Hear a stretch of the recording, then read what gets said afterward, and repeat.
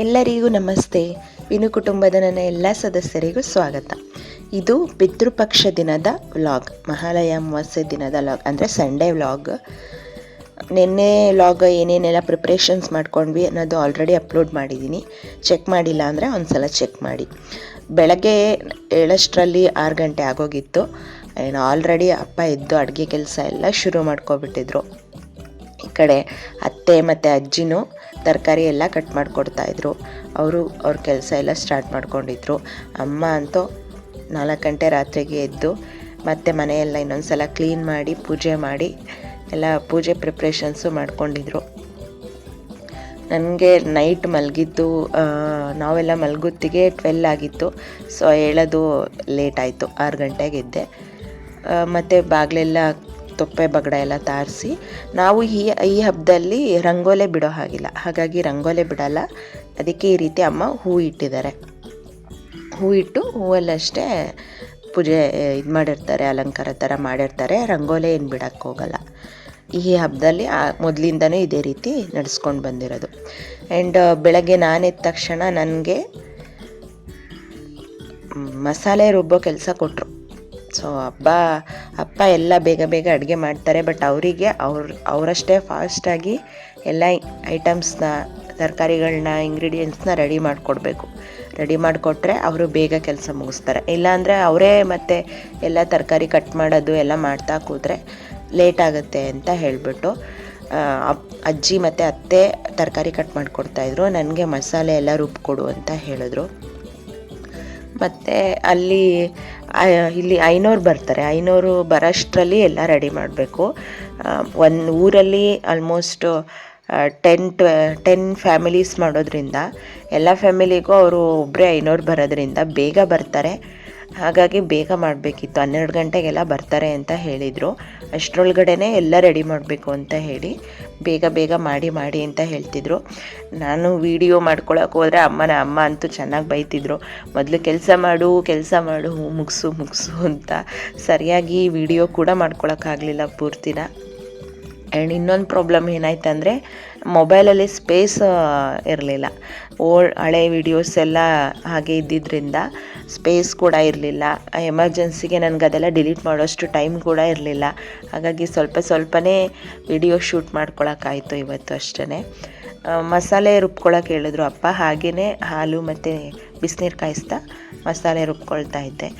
ಇಲ್ಲಿ ನಾವು ಮನೇಲಿ ಸ್ವಲ್ಪ ಅಡುಗೆ ಮಾಡೋದಾದರೆ ಸಾಂಬಾರಿಗೆ ಬೇರೆ ಥರ ಮಸಾಲೆ ಮತ್ತು ಗೊಜ್ಜಿಗೆ ಸ್ವಲ್ಪ ಡಿಫ್ರೆಂಟಾಗಿ ಮಸಾಲೆ ಮಾಡ್ಕೊಳ್ತೀವಿ. ಇಲ್ಲಿ ಅಡುಗೆ ಭಟ್ರು ದೊಡ್ಡ ಮದುವೆಗಳಲ್ಲಿ ಅಥವಾ ಸ್ವಲ್ಪ ಜಾಸ್ತಿ ಕ್ವಾಂಟಿಟಿಲಿ ಅಡುಗೆ ಮಾಡೋದಾದರೆ ಅವ್ರದ್ದೇ ಮಸಾಲೆ ಡಿಫ್ರೆಂಟ್ ಆಗಿರುತ್ತೆ. ಇಲ್ಲಪ್ಪನೂ ಹಾಗೆ ಅಂದರು.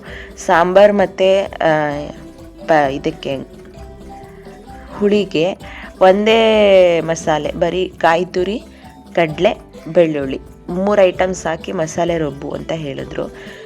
ನನಗೆ ಏನಂದರೆ ಈ ರೀತಿ ಮಸಾಲೆಗಳು ರುಬ್ಬೋ ಟೈಮ್ಗೆ ಕರಿಬೇವು ಸೊಪ್ಪನ್ನ ನಾನು ಸ್ವಲ್ಪ ಜಾಸ್ತಿ ಆ್ಯಡ್ ಮಾಡ್ತೀನಿ. ಏಕೆಂದರೆ ಈಗ ಒಗ್ಗರಣೆಯಲ್ಲಿ ನಾವು ಕರಿಬೇವು ಸೊಪ್ಪು ಹಾಕಿದ್ರೆ ಏನು ಮಾಡ್ತೀವಿ, ಎಲ್ಲ ತೆಗೆದು ಸೈಡಿಗೆ ಇಡ್ತೀವಿ. ಅದಕ್ಕೆ ನಾನೇನು ಮಾಡ್ತೀನಿ ಅಂದರೆ ಸ್ವಲ್ಪ ಈ ರೀತಿ ಸಾಂಬಾರು ಮತ್ತು ಹುಳಿಗಳಿಗೆ ಮಸಾಲೆ ರುಬ್ಬಬೇಕಾದ್ರೆ ಅದರಲ್ಲಿ ಚಟ್ನಿ ಇದಕ್ಕೆಲ್ಲ ಸ್ವಲ್ಪ ಜಾಸ್ತಿ ಕರಿಬೇವು ಸೊಪ್ಪನ್ನ ರುಬ್ಬಕ್ಕೆ ಅಂತಲೇ ಹಾಕ್ತೀನಿ. ಆವಾಗ ಡೈರೆಕ್ಟ್ ನಮಗೆ ಹೊಟ್ಟೆಗೆ ಸೇರಿಕೊಳ್ಳುತ್ತೆ ಅಂತ. ಆಗ ಅಪ್ಪ ಅಷ್ಟು ಹೇಳಿದ್ರು. ಬಟ್ ನಾನು ಅದಕ್ಕೆ ಕರಿಬೇವು ಮತ್ತು ಕೊತ್ತಂಬರಿ ಸ್ವಲ್ಪ ಜಾಸ್ತಿ ಆ್ಯಡ್ ಮಾಡಿ ರುಬ್ಬಿದೆ. ಬಹುಶಃ ಬೇರೆಯವರಿಗಾದರೆ ಅಪ್ಪ ಬೈತಿದ್ರೇನೋ ಯಾಕೆ ಇದನ್ನು ಹಾಕ್ತೆ ಅಂತ. ಬಟ್ ನಾನಲ್ವ, ಹಂಗಾಗಿ ನನಗೇನೂ ಹೇಳಲಿಲ್ಲ. ನಾನೇನು ಮಸಾಲೆ ಕೊಟ್ಟೆ ಅದನ್ನೇ ಹಾಕಿ ಅಡುಗೆ ಮಾಡಿದ್ರು.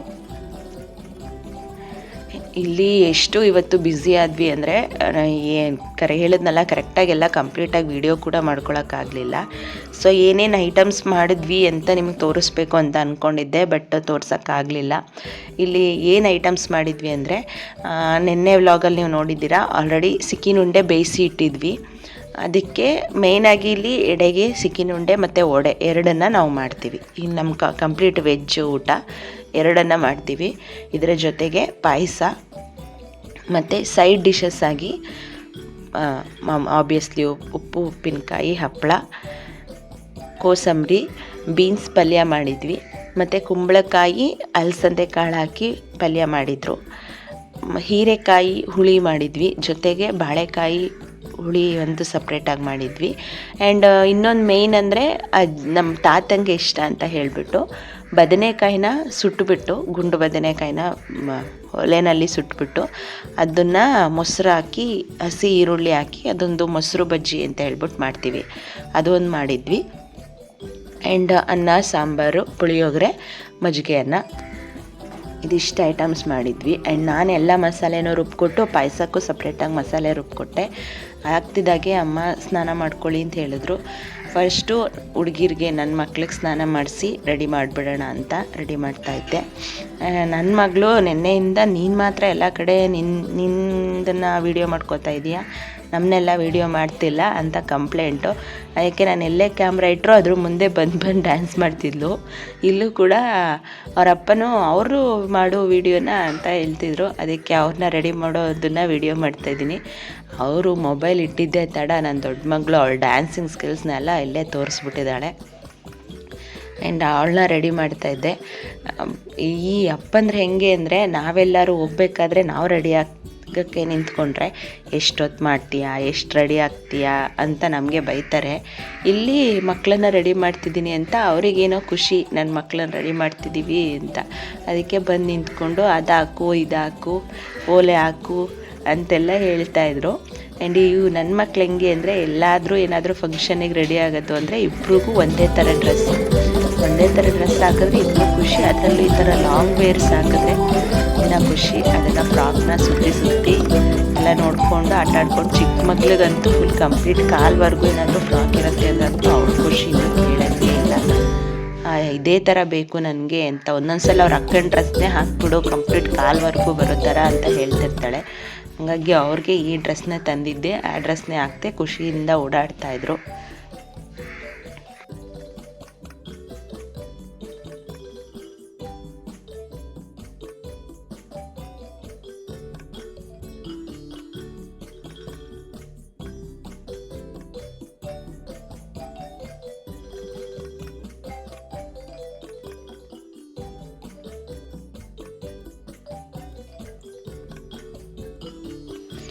ಎಲ್ಲ ಮನೆ ಒಳಗಡೆ ಸೋಫಾ, ದಿವಾನ್ ಕಾಟ್ ಇದ್ದಿದ್ದನ್ನೆಲ್ಲ ಹೊರಗಡೆ ಶಿಫ್ಟ್ ಮಾಡಿ ಅದನ್ನು ಮನೆಯೂ ಕೂಡ ಅಲ್ಲೇ ಕ್ಲೀನ್ ಮಾಡ್ಕೊಂಡ್ವಿ.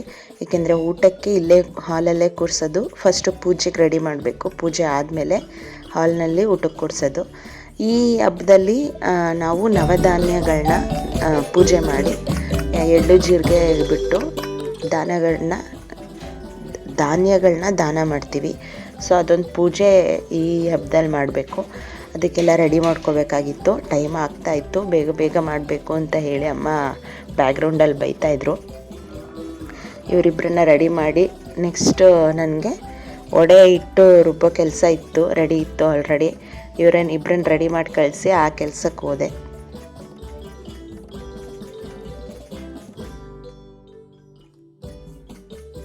ಆ್ಯಂಡ್ ಈ ವಡೆ ಹಿಟ್ಟು ರುಬ್ಬೋದು ಹೆಂಗೆ ಅಂದರೆ, ಅದು 5 ಮಿನಿಟ್ಸ್ ರುಬ್ಬಬೇಕು, ಬಟ್ ಅದು ಕೈ ಉರಿ 2 ದಿನದವರೆಗೂ ಇರುತ್ತೆ. ಹಂಗಾಗಿ ನಾನಿಲ್ಲಿ ಕವರ್ ಹಾಕ್ಕೊಂಡು ರುಬ್ತಾಯಿದ್ದೀನಿ. ನಾನು ಕೂಡ ಸ್ನಾನ ಮಾಡಿಕೊಂಡು ಪೂಜೆ ಮಾಡಿಬಿಟ್ಟು ವಡೆ ಹಿಟ್ಟನ್ನ ರುಬ್ಕೊಟ್ಟೆ. ಅಷ್ಟರೊಳಗಾಗಲೇ ಐನೋರು ಬಂದುಬಿಟ್ರು. ಸೊ ಐನೋರು ಬಂದ ತಕ್ಷಣ ಅಪ್ಪ ಪೂಜೆಗೆಲ್ಲ ರೆಡಿ ಮಾಡಿ ಅಪ್ಪ ಅಮ್ಮ ಇಬ್ಬರು ಪೂಜೆಗೆ ಕೂತ್ಕೊಂಡ್ರು. ತಮ್ಮ ಅಲ್ಲಿ ಏನೇನು ಬೇಕೋ ಅದಕ್ಕೆ ಎಲ್ಲ ಐಟಮ್ಸ್ ಕೊಡ್ತಾಯಿದ್ದ. ನಾನು ಅಷ್ಟರಲ್ಲಿ ಇಷ್ಟು ವರ್ಷ ಹೆಂಗಿರ್ತಿತ್ತಂದರೆ ಐನೋರು ಬರೋಷ್ಟರಲ್ಲಿ ಪೂಜೆಗೂ ರೆಡಿ ಮಾಡಿ ಈ ಕಡೆ ಫೋಟೋಗೂ ಎಲ್ಲ ರೆಡಿ ಮಾಡಿ ಇಡ್ತಿದ್ವಿ ಅಪ್ಪ ನಾನು ಸೇರಿಕೊಂಡು. ಬಟ್ ಈ ವರ್ಷ ಸ್ವಲ್ಪ ಲೇಟ್ ಆಯಿತು. ಮೀನ್ಸ್ 12 ಗಂಟೆಗೆ ಬರ್ತೀನಿ ಅಂತ ಹೇಳಿಬಿಟ್ರು. ಅವ್ರು 12 ಗಂಟೆಗೆ ಕರೆಕ್ಟಾಗಿ ಬಂದರು. ಆ್ಯಕ್ಚುಲಿ 11:45ಗೆ ಬಂದುಬಿಟ್ರು. ಹಾಗಾಗಿ ನಾನಿಲ್ಲಿ ಒಬ್ಬಳೇ ಈ ಕಡೆ ಪೂಜೆಗೆ ಅಪ್ಪ ರೆಡಿ ಮಾಡಿಕೊಂಡ್ರು, ನಾನಿಲ್ಲಿ ಫೋಟೋಗೆಲ್ಲ ರೆಡಿ ಮಾಡಿಕೊಂಡೆ. ಹಾಗೆ ಅಡುಗೆ ಎಲ್ಲ ರೆಡಿ ಇದ್ದಿದ್ದರಿಂದ ಐನೋರಿಗೂ ಬಡಿಸಿ ಎಡೆಗೂ ಕೂಡ ಊಟ ಎಲ್ಲ ಇಟ್ಟು ಬಡಿಸಿದ್ವಿ. ಬಡಿಸ್ತಿದ್ದ ಹಾಗೆ ಎಲ್ಲ ಜನಗಳು ಬರೋದಕ್ಕೆ ಸ್ಟಾರ್ಟ್ ಆದರು. ಸೊ ಅವರಿಗೂ ಊಟ ಬಡಿಸಿದ್ವಿ. ಎಷ್ಟು ಬ್ಯುಸಿ ಆಯ್ತಂದರೆ ನೆಕ್ಸ್ಟ್ ವೀಡಿಯೋ ಮಾಡ್ಕೊಳಕ್ಕಾಗಲಿಲ್ಲ. ಸೊ ಇದಾಗಿತ್ತು ಇವತ್ತಿನ ವ್ಲಾಗ್. Thank you. ಮತ್ತೆ ಸಿಗೋಣ.